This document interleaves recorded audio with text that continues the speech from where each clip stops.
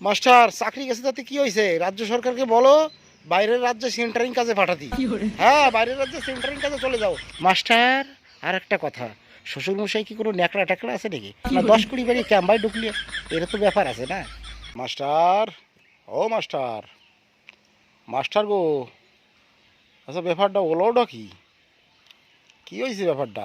এই শুনলাম 23-24 হাজার চলে গেছে। শোনো মাস্টার, একটা কথা কই, ম্যাডাম গিয়া ছাড়িয়ে দেবো খেয়া, যে রাজ্যে না আর যেই জায়গা এই মাস্টারি নিয়ে কেলেঙ্কারি হয় আর সুই ফুটনি নিয়ে কেলেঙ্কারি হয়, তো সুই ফুটনিতে কোনো দিন করতে নাই, তাহলে রুগী মরিয়ে যায়। তো ওটা জীবন মরণের ব্যাপার। আর মাস্টার মুস্টার এগুলো শিক্ষার ব্যাপার, শিক্ষাদানের ব্যাপার, তুমি শিক্ষা দিবা। তা সেই নিয়ে যদি 10-20 পাইয়ে তুমি যদি 80 পার স্বপ্ন দেখো, তো এইরকম তো হবেই মাস্টার ম্যাডাম। তা কী অবস্থা? তোমাকে জন্য এবার আম কাঁঠালের দাম একটু কমবে না তো মাস্টার। ওই ইংলিশনের ব্যাপারটা আর শিক্ষার ব্যাপারটা এই গোলায় ফেললে হবে না। অন্য জায়গায় ঘোটালা করলি পরে সে মানিয়ে নিয়ে যায়। তোমাদের যে ওই যে গুড়ি গুড়িয়াল, সে তো রয়েছে জেলে, ধরে গেটি ধরে জেলে পুড়িয়ে দিছে। তো তোমাকে অবস্থা এখন কেমন মাস্টার কবদি? শ্বশুরবাড়ি ক্যাম্বাই বাড়া আম কাঁঠাল নিয়ে যাবা, কোন মহি যাবা? মাস্টারি জামাই দাও, মাস্টারি জামাই দাও, শালা গটক গেলে খালি মাস্টারি চাকরি দাও, মাস্টারি চাকরি দাও। কেমন ঠে শালা, কেমন ঠে? হ্যাঁ, বেকার ছেলের শালা বানের জলে ভাসিয়েছে। আর যারা কাজ করে তারা কি বানের জলে ভাসিয়েছে নাকি? মাস্টারি চাকরি দাও, মাস্টারি চাকরি দাও, কেমন ঠে এখন? হ্যাঁ, যাও খুঁজে নাও মাস্টারি চাকরি।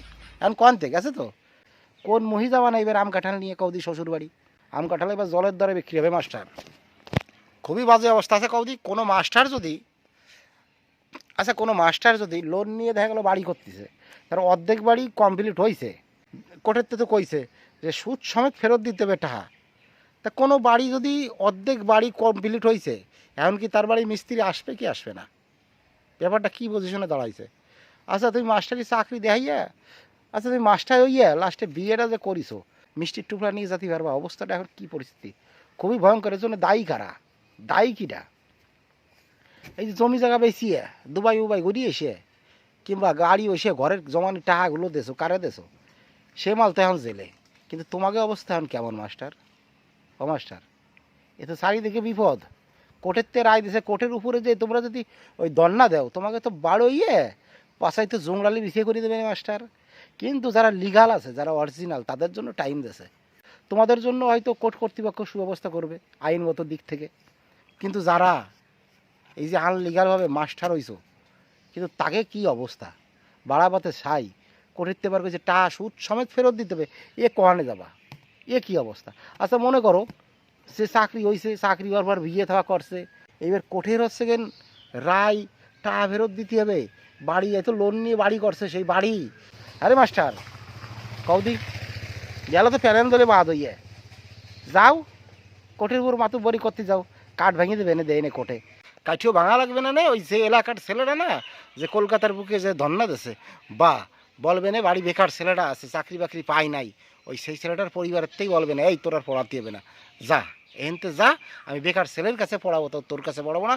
কারণ তুই 10-20 পাইয়ে তুই বড় চাকরি তুই জয়েন করেছিস, ঘুষ দিয়ে তুই ঢুকেছিস। ঘুষ সব জায়গায় চলে না, ঘুষ চলে না যে হসপিটালে চলে না, ডাক্তারিতে চলে না, ঘুষ চলে না হচ্ছে যে মাস্টারিতে চলে, জানি সমাজ ধ্বংস হয়ে যায়। আইন বলে হয়তো কিছু আছে, সবার উপরে আইন সত্য, তাহার উপরে নাই।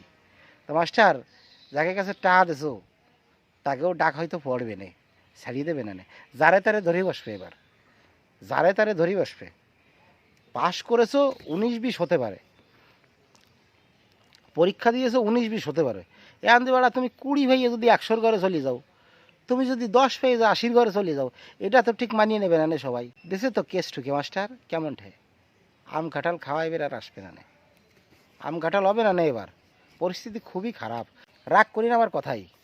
আর বিউটি সুইট বউডিরা, ওফ, কী যে অবস্থা হবে না তোমাকে এখন কৌদি।